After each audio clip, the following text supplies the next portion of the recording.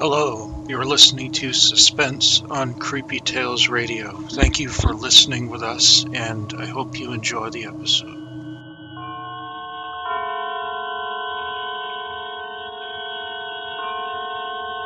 The Columbia Network takes pleasure in bringing you Suspense.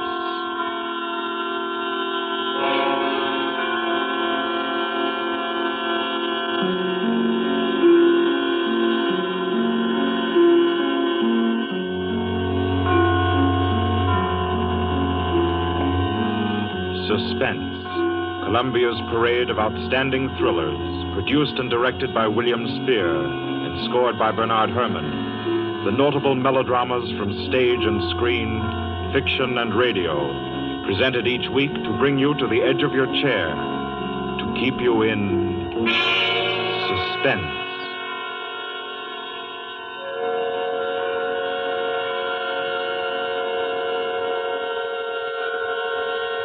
Good evening. This is Orson Welles. I'm very happy I am to be back in the United States and back on the Columbia Network, even for so short a visit as this one. Back with old friends like Johnny Dietz, who is tonight's director, and Bernard Herrmann. The Mercury Theater presented tonight's radio play for the first time last year. We came right out then and hailed it as a classic of the medium. Nobody argued the point. A lot of people asked us to do it again, so it's gratifying to get the chance now and to find a favorite of ours in this distinguished anthology of spook shows. Personally, I've never met anybody who didn't like a good ghost story, but I know a lot of people who think there are a lot of people who don't like a good ghost story. For the benefit of these, at least, I go on record at the outset of this evening's entertainment with the sober assurance that although blood may be curdled on this program, none will be spilt. There's no shooting, knifing, throttling, axing, or poisoning here. No clanking chains, no cobwebs, no bony and or hairy hands appearing from secret panels, or better yet, bedroom curtains. If it's any part of that dear old phosphorescent foolishness that people who don't like ghost stories don't like, then again, I promise you, we haven't got it. Not tonight. What we do have is a thriller. It's half as good as we think it is. You can call it a shocker. It's already been called a real Orson Welles story. Now, frankly, I don't know what this means. I've been on the air directing and acting in my own shows for quite a while now, and I don't suppose I've done more than half a dozen thrillers in all that time. Honestly, I don't think even that many, but it seems I do have a reputation for the uncanny. Quite possibly, a little escapade of mine involving a couple of planets, which shall be nameless, is responsible. Doesn't really matter. Don't think I disapprove of thrillers. I don't. A story doesn't have to appeal to the heart. It can also appeal to the spine. Sometimes you want your heart to be warmed, and sometimes you want your spine to tingle. The tingling, it's to be hoped, will be quite audible as you listen tonight to The Hitch-hiker. That's the name of our story, The Hitch-hiker.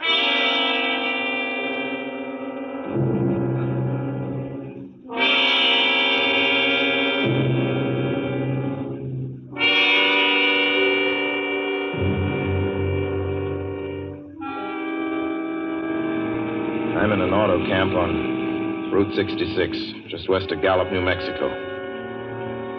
If I tell it, perhaps it'll help me.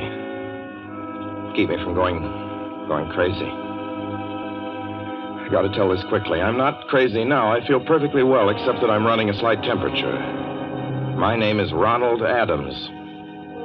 I'm 36 years of age, unmarried, tall, dark, with a black mustache. I drive a 1940 Buick, license number 6Y175189.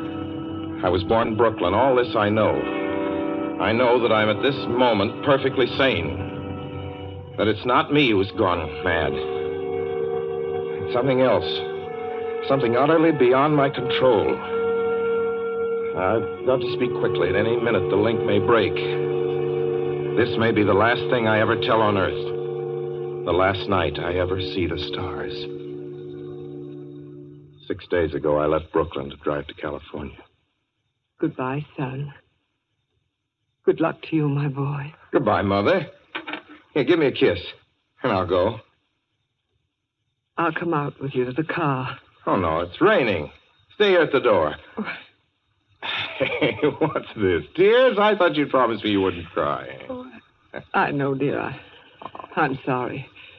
But I do hate to see you go. I'll be back. It'll only be on the coast 3 months. Oh, it isn't that. It's just the trip. Ronald, I wish you weren't driving. Oh, Mother, there you go again. People do it every day. I know, but you'll be careful, won't you? Promise me you'll be extra careful. Don't fall asleep or drive fast or pick up any strangers on the road. Oh, gosh. I think I was still 17 here, you told me. Oh, and wire me as soon as you get to Hollywood, won't you, son? Of course I will. Don't you worry. There's nothing going to happen. It's just 8 days of perfectly simple driving on smooth, decent, civilized roads with a hot dog or a hamburger stand every 10 miles.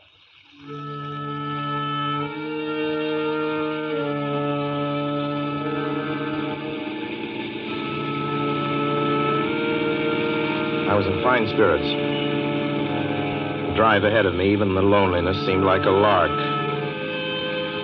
I reckoned without him. Crossing Brooklyn Bridge that morning in the rain, I saw a man leaning against the cables. He seemed to be waiting for a lift. There were spots of fresh rain on his shoulders. He was carrying a cheap overnight bag in one hand. He was thin, nondescript, with a cap pulled down over his eyes. I would have forgotten him completely, except that just an hour later, while crossing the Pulaski Skyway over the Jersey Flats, I saw him again. At least, he looked like the same person. He was standing now with one thumb pointing west.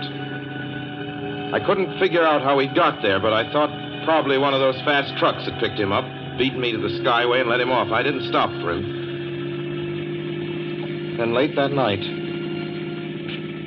I saw him again. It's on the new Pennsylvania Turnpike between Harrisburg and Pittsburgh. It's 265 miles long with a very high speed limit. I was just slowing down for one of the tunnels when I saw him standing under an arc light by the side of the road. I'd seen quite distinctly the bag, the cap, even the spots of fresh rain spattered over his shoulders. He hallooed at me this time. Hello! Hello! I stepped on the gas like a shot. That's lonely country through the Alleghenies, and I had no intention of stopping. Besides, the coincidences, or whatever it was, gave me the willies. I stopped at the next gas station.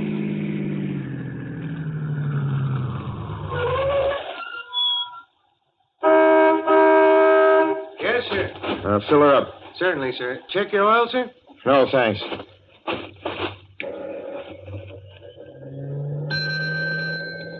Nice night, isn't it? Yes. It hasn't been raining here recently, has it? Not a drop of rain all week. Oh? Oh, I suppose that doesn't done your business any harm. Oh, people drive through here all kinds of weather. Mostly business, you know. There aren't many pleasure cars out on the turnpike this season of the year. I suppose not. What about hitchhikers? Hitchhikers here? What's the matter? Don't you ever see any? Not much. If we did, it'd be a sight for sore eyes. Why? Oh, guy'd be a fool who started out to hitch rides on this road. Look at it. Then, you've never seen anybody? Nope. Maybe they get the lift before the turnpike starts. I mean, you know, just before the toll house. But then it'd be a mighty long ride. Most cars wouldn't want to pick up a guy for that long a ride. And you know, this is pretty lonesome country here. Mountains and woods. You ain't seen anybody like that, have you? No. Oh, no, not at all. I was just a technical question. I see. Well, that'll be just $1.49 with the tax.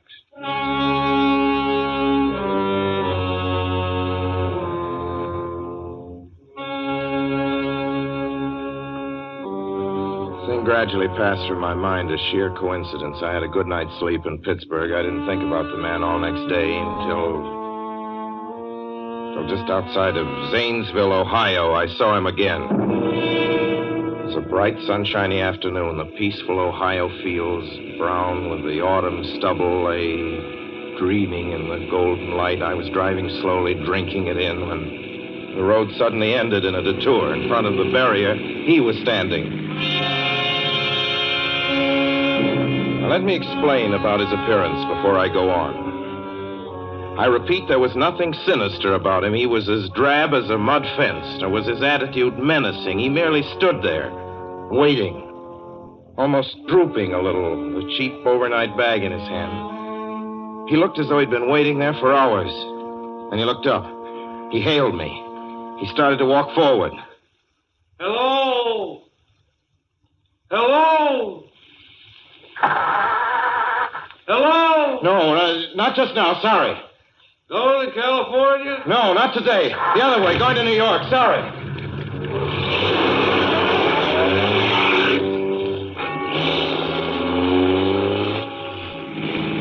After I got the car back on the road again, I felt like a fool. Yet the thought of picking him up, of having him sit beside me, was somehow unbearable. At the same time, I felt more than ever unspeakably alone.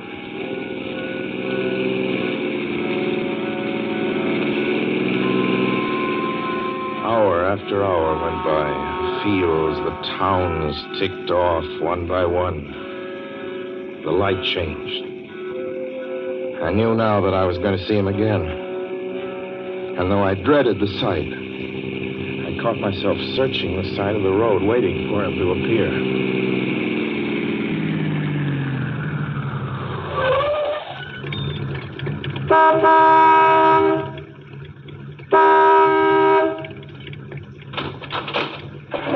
Yeah, what is it? What do you want? Sell sandwiches and pop here, don't you? Yeah, we do in the daytime. But we're closed up now for the I know, night. but I was wondering if you could possibly have a cup of coffee, black coffee, just... No, not this time of night, mister.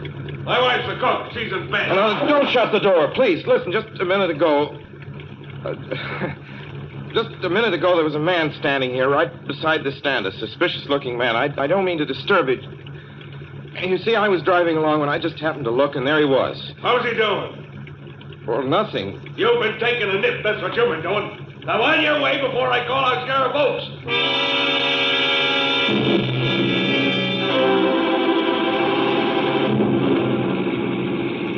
I got into the car again and drove on slowly. I was beginning to hate the car. If I could have found a place to stop, to rest a little. I was in the Ozark Mountains of Missouri now. A few resort places there were closed, only an occasional log cabin, seemingly deserted. That's all that broke the monotony of the wild, wooded landscape. I had seen him at that roadside stand. I knew I'd see him again. Maybe at the next turn of the road. I knew that when I saw him next, I would run him down.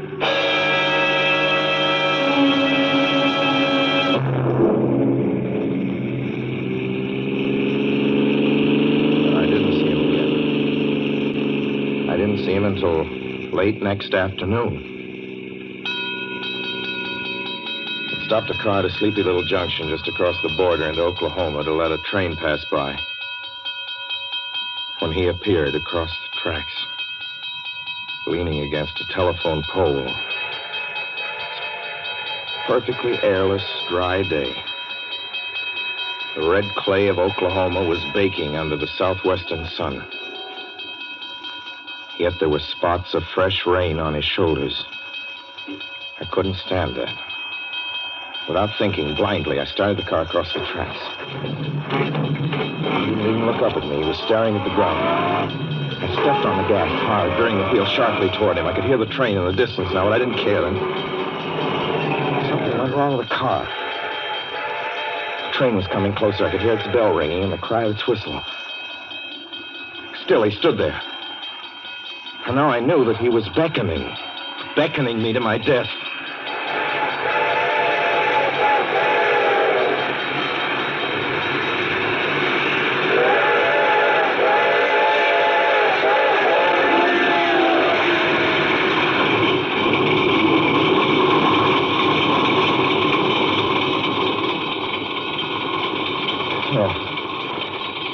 frustrated him that time. The starter worked at last. I managed to back up. When the train passed, he was gone. I was all alone in the hot, dry afternoon.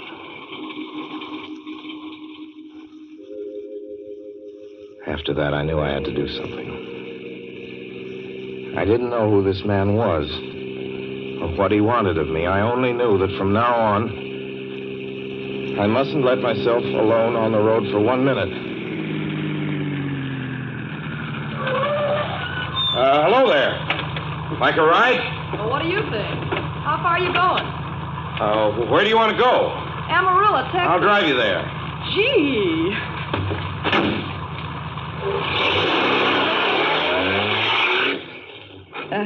You mind if I take off my shoes? My dogs are killing me. Go right ahead. Oh, gee, what a break You this is. hitchhike much?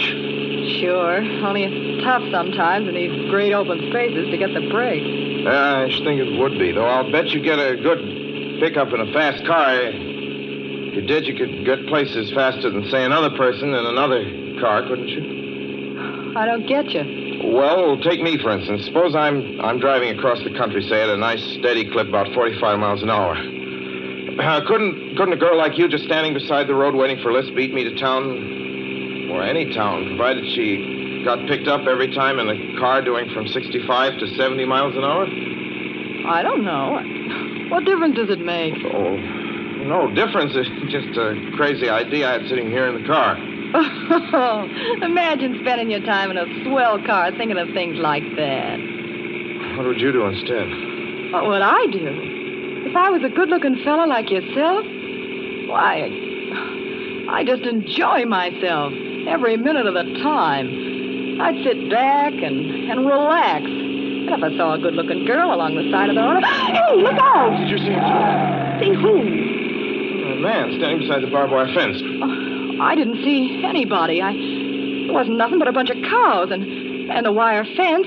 No? What'd you think you was doing? Trying to run into the barbed There's wire a man fence? there, I tell you. A thin gray man with an overnight bag in his hand.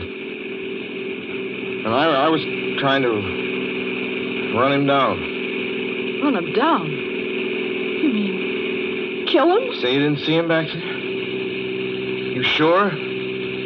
I didn't see a soul. As far as Watch that's concerned... for him the next time and keep watching. Keep your eyes peeled on the road. He'll turn up again. Maybe any minute now. There! Look there!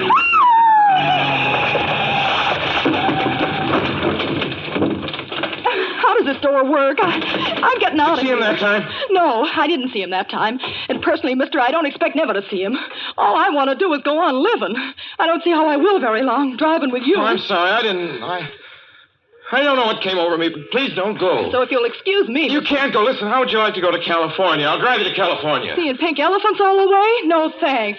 Thanks just the same. Listen, please, just 1 minute, please. You know what I think you need, big boy? Not a girlfriend. Just a good dose of sweet... Please.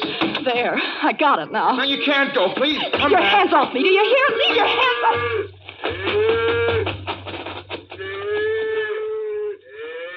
She ran from me. As though I were a monster. A few minutes later, I saw a passing truck pick her up. I knew then that I was utterly alone. It was in the heart of the great Texas prairies. There wasn't a car on the road after the truck went by. I tried to figure out what to do, how to get hold of myself.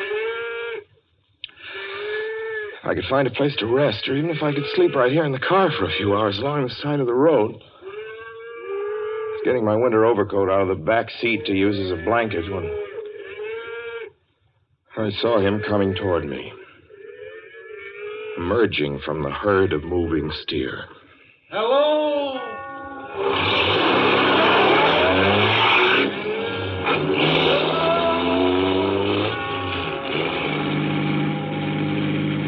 Maybe I should have spoken to him then. Fought it out then and there. For now, he began to be everywhere. Wherever I stopped, even for a moment, for gas, for oil, for a drink of pop, a cup of coffee, sandwich, he was there. I saw him standing outside the auto camp in Amarillo that night when I dared to slow down. I was sitting near the drinking fountain of a little camping spot just inside the border of New Mexico. He was waiting for me outside the Navajo reservation where I stopped to check my tires. I saw him in Albuquerque when I bought 20 gallons of gas. I was afraid to stop now. I began to drive faster and faster. I was in lunar landscape now. The great arid mesa country of New Mexico. I drove through it with the indifference of a fly crawling over the face of the moon.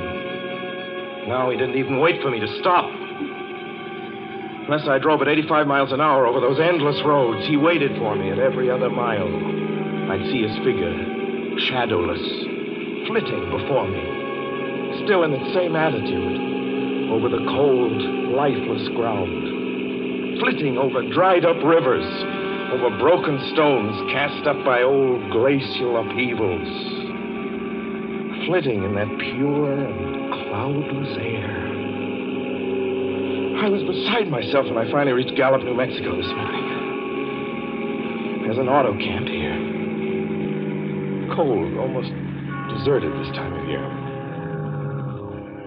I went inside and asked if there was a telephone. I had the feeling that if only I could speak to someone familiar, someone I loved, I could pull myself together.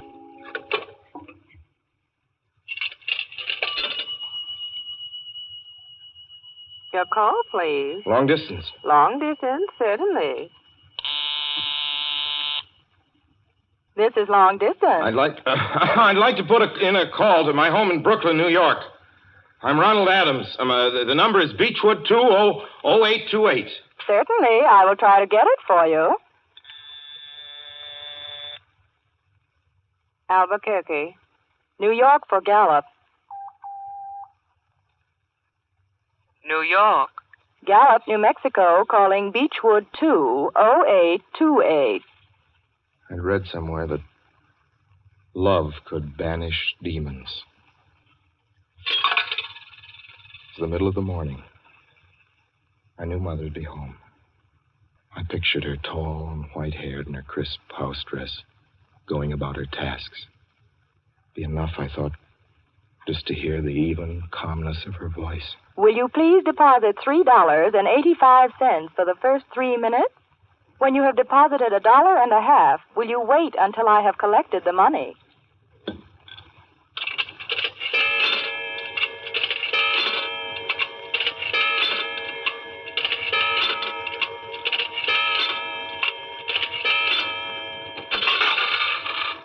All right, deposit another $1.50.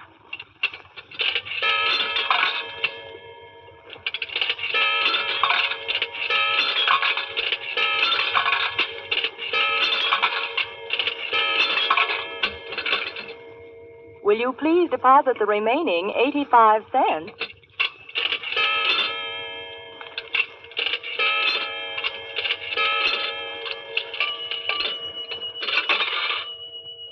Ready with Brooklyn. Go ahead, please. Hello? Mrs. Adams' residence. Hello, Mother? This is Mrs. Adams' residence. Who is it you wish to speak to, please? What? Who's this? This is Mrs. Whinney. Mrs. Whinney? I don't know any Mrs. Whinney. Is this Beechwood 20828? Yes? Where's my mother? Where's Mrs. Adams? Mrs. Adams is not at home. She's still in the hospital. The hospital? Yes. Who is this calling, please? Is it a member of the family? Well, what's she in the hospital for? She's been prostrated for 5 days. Nervous breakdown. But who is this Nervous calling? breakdown?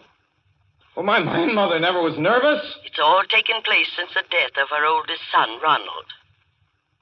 Death of her oldest son, Ronald? Hey, what's this? What number is this? This is Beechwood 20828. It's all been very sudden. He was killed just 6 days ago in an automobile accident on the Brooklyn Bridge. Your 3 minutes are up, sir. Your 3 minutes are up, sir. Your 3 minutes are up, sir. And so I'm sitting here in this deserted auto camp in Gallup, New Mexico. I'm trying to think. Trying to get hold of myself. Otherwise, I'm going to go crazy.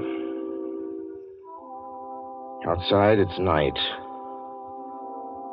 The vast, soulless night of New Mexico. 1,000,000 stars are in the sky.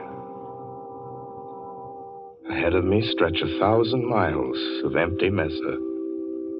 Mountains, prairies, desert.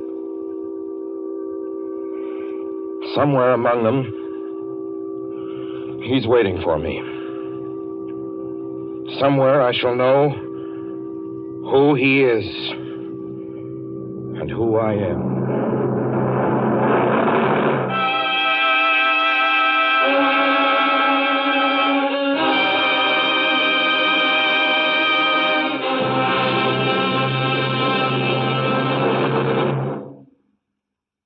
So ends The Hitch-hiker, and to Orson Welles our considerable thanks for his playing of the title role.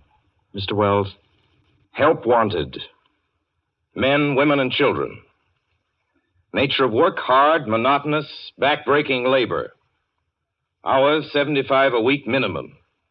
Pay, few cents an hour. Added inducement, 2 meals a day, including several ounces of bad bread and a cup of thin soup. Don't delay. Apply at once. How'd you respond to a want ad like that, Mr. and Mrs. American working man and woman? You'd laugh, wouldn't you, and throw the paper in the trash basket. Dismiss the whole advertisement as some kind of a joke. But believe me, it's no joke. It's a simple statement of the working conditions that exist today in Nazi Germany and the conquered countries under Nazi rule. It's also an exact statement of the working conditions that will be imposed on you and every member of your family if the Nazis win this war. You yourself personally can stop them from winning, as you know. You don't have to give up your well-paid job to do it. You needn't have to be a soldier or a sailor or an airman or a nurse or a war worker to ensure American victory. Uncle Sam doesn't ask plain, ordinary, hard-working citizens like you to give him anything. All he does ask very seriously and very urgently is that you loan him 10 cents out of every dollar you make. That's all there is to it. Lend Uncle Sam a dime to win this war, and he'll pay you back with interest when he's won it. The easiest, most convenient way to lend him these dimes is to enroll in the payroll savings plan. Just tell your boss to deduct 10 cents from every dollar he pays you and lend it to Uncle Sam in your name.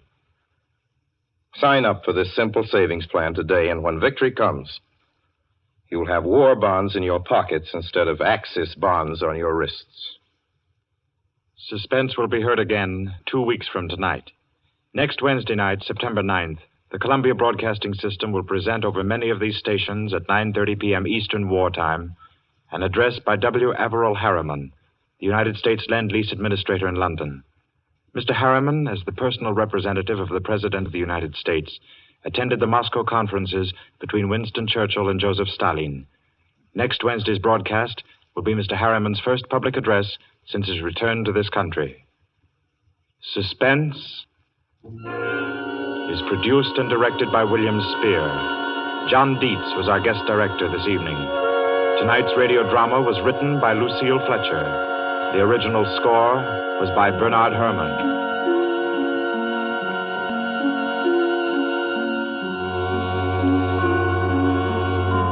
This is the Columbia Broadcasting System.